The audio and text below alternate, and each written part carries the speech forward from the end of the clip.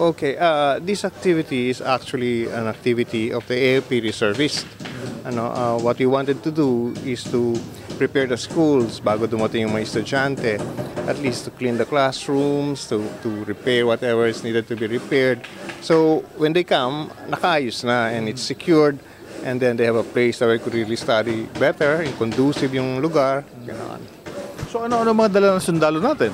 Okay, there are actually 4 components dito ng mga reservists, no? It was initiated by the AFP Reserve Command under Brigadier General Calonzo, and then yung mga units na involved is the 1st Task Brigade of the NCR, the 2nd Task Brigade ng Northern Luzon, the Civil Military 1st Brigade, and the 1st Bulacan Ready Reserve Battalion.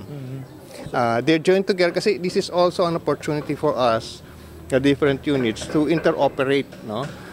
Working jointly, sharing their individual core competencies in providing the services that is needed. Si Reserve Navy Captain Enrico Talon ang 1st Brigade Commander at Civil Military Affairs Officer ng AFP Reserve Command. Malaki naman ang pasasalamat ni Elmo Villarosa, ang punong guro ng Abulalas Elementary School. Mabibigyan ng may 331 mga estudyante ng sabing paaralan. Nagpapasalamat nga po ako dun sa aming mga volunteers sa pangunguna ni General Quirino Calonzo, ang kanyang mga kasamahan sa mga AFE na nakikipagtulungan para sa Brigada Eskwela 2013 na nagsasaayos na aming mga silid-aralan, mga pasilidad ng eskwelahan para sa paghahanda namin sa nalalapit na pasukang 2013-2014. Ilang taon na po itong elementarya? Nasa around 60 plus na po. Kasi po yung huli naming pagtatapos is 62 something. Ang pasasalamat ng principal ng Abulalas Elementary School sa Hagonoy, Bulacan na si Mr. Elmo Villarosa. Nagpasalamat naman itong si Brigadier General Quirino Calonzo, ang Commanding General ng AFP Reserve Command, sa kasipagan ng mga laang kawal o mga reservist soldiers sa pagbibigay nila ng panahong tulungan ang Abulalas Elementary School, na kung saan ipinagmalaki ni General Calonzo na siya nagtapos ng kanyang elementarya sa paaralang ito. At kami ngayon ay narito sa Abulalas Elementary School, na kung saan dito rin po ako nagtapos ng elementary. At ginagawa po namin itong Brigada Eskwela. Ito po ay isang pangkalahatang proyekto in coordination with the Department of Education para makatulong ang ating mga kasundaluhan, lalong-lalo na mga reservists, sa pag-aayos ng ating paaralan, paghahanda para sa susunod na pasukan. At ito ay katulad ng aking nasabi, pambuong bansang project ito. Ito rin ay ginagawa ng Reserve Forces, ng Philippine Army, ng Philippine Navy at ng Philippine Air Force. At ngayon, katunayan po ngayon na mga 6 na ganitong activities ang ginagawa ng AFP Reserve Command sa iba't ibang bahagi ng Kamaynilaan at ng ganun din dito sa Bulacan. Alam niyo po kasi ang ating Sandatahang Lakas ng Pilipinas ay binubuo ng 2 components. Ito ay ang regular at ang reserve force. Ang reserve force ay siyang mas nakararami. Ito yung tinatawag natin na Citizen Armed Force.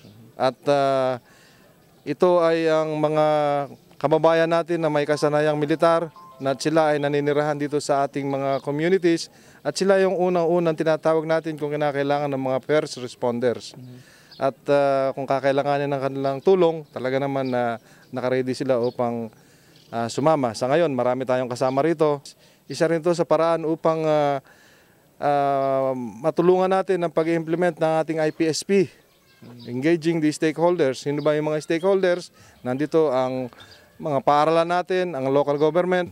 Maintindihan nila na hindi lamang war fighting, kundi ito yung ating ding activities upang lalong-lalong maliwanagan ng ating mga kababayan kung ano ba talaga ang armed forces at kung paano sila nakakatulong, lalong-lalo na ngayon sa climate change, kung paano harapin ang climate change.